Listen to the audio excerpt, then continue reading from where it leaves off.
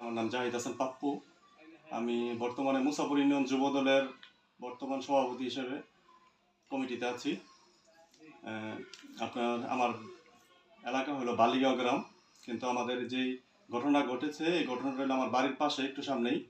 এটা হলো বারপাড়া বালিগাঁও মৌজায়। এটা হলো জহিরদার যেই এলাকার জহিরদার যে পাড়টা, খালের পাড়টা, ওই পাড়ের মধ্যে ঘটনা ঘটে। এটা মূলত একটা বিষয় হলো যে ঘটনা ঘটছে, ঘটনা টোটালি সম্পূর্ণ মিথ্যা। মানে ঘটনাটা যেটা বিভিন্ন পত্রিকার মধ্যে প্রচার হইতেছে এটা সম্পূর্ণ মিথ্যা এবং বানোয়াট। যে আমার পাশে যিনি বসা উনি হলো আব্দুল খালেক মিয়া, উনি হলো আমার আব্বুর আপন চাস্তো ভাই, আমার বাসার সাথের বাসা, আমার দাদার ছোট ভাইয়ের ছেলে। আমরা সবাই একত্রিতভাবে বসে বসে আছি। এমন সময় বলতেছে যে আমার আব্বুর সাথে আমার কাকার সাথে আমার সাথে বলতেছে যে তারা আমাদের জায়গার মধ্যে যে জায়গার মধ্যে তারা স্কিমটা করার চেষ্টা করে, মানে খুঁটি করার চেষ্টা করতেছে, খুঁটি করার প্ল্যানিং করতেছে।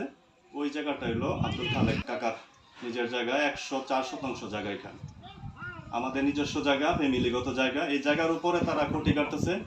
কে কাটতেছে? আমানুল্লাহ, মহিলা মেম্বার, লাভলি বেগম, বাহাদ্দি, তারা জোরপূর্বক, আহাদ আলী, সোহান, ওরা জোরপূর্বক এটা করার চেষ্টা করতেছে।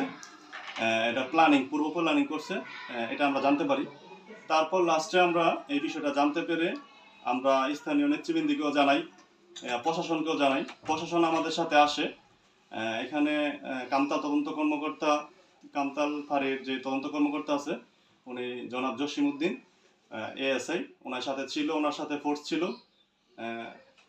তারা সরাসরি ঘটনাস্থলে আমাদেরকে নিয়ে যায়। আমাদের জাস্ট খালি নিয়ে যাওয়ার কথা বলছে যে আমরা 2-3 জন যাইয়া শুধু আমরা জায়গাটা দেখাই দেব, যে আমাদের অভিযোগের যে জায়গার ঘটনাস্থলটা, এই ঘটনাস্থলটা যাতে আমরা দেখা দিতে পারি, এই জন্য তাদের সাথে আমাদের যাওয়া।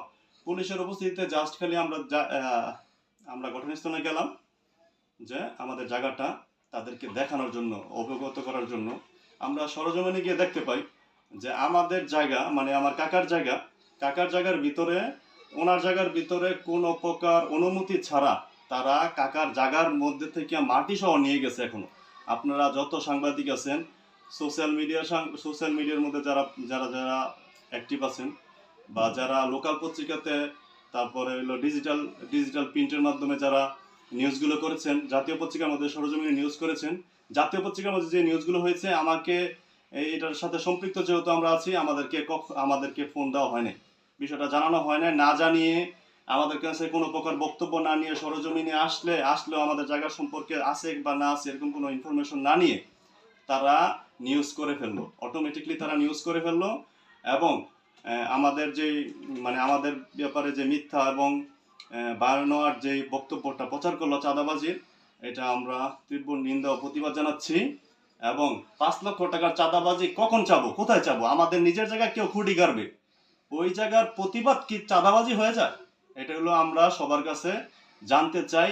এখন আপনারা আমাদের এই বক্তব্যর পরে আমরা এককভাবে না যেয়ে আমাদের স্থানীয় বিএনপির যে সভাপতি আছে তারা কাকাকে অবগত করি। পার্শ্ববর্তী যে ইউনিয়নের যে বিএনপি সভাপতি জাহিদ খন্দকার, উনি তারাকার সাথে বসা ছিল, রাইট নাই তখনও। ঠিক তখন উনি সাথে সঙ্গ দিতে গিয়ে আসার পরে ওনাকে লক্ষ্য করে একটা গুলি, যেই মাদক ব্যবসায়ী, শেল্টার আগে ব্যস্ত মাছ বিক্রেতা, তিনি ছিল আগে মাছ বিক্রি করতো, এলাকা হাইটা মাছ বিক্রি করতো, ফল বিক্রি করতো লাঙ্গলবন্ধ বাজারে, আপনারা সবাই চিনে জানে। তারা হঠাৎ করে ইতিমধ্যে রিসেন্টলি তারা এরকম বহর নিয়ে, অস্ত্র নিয়ে তারা পুলিশের সামনে আমাদের উপরে তারা আমাদের পুলিশের সামনে আমাদের উপরে আক্রমণ করার চেষ্টা করে। এমন অবস্থায় গুলি করে আমলিকের সন্ত্রাসী বাহিনীরা। এমন অবস্থায় আপনার গুলি থেকে বাঁচতে আমাদের ইউনিয়নের যে সভাপতি আছে তারা নিজের জীবন, এখন কি সম্মান বাঁচাইতে গিয়ে গুলি খাইব? সম্মানের চিন্তা করতে গেলে তো মানুষ মারা যেতে ঘটনাস্থলে। এই অবস্থায় তিনি খালের মধ্যে ঝাঁপ দেয়।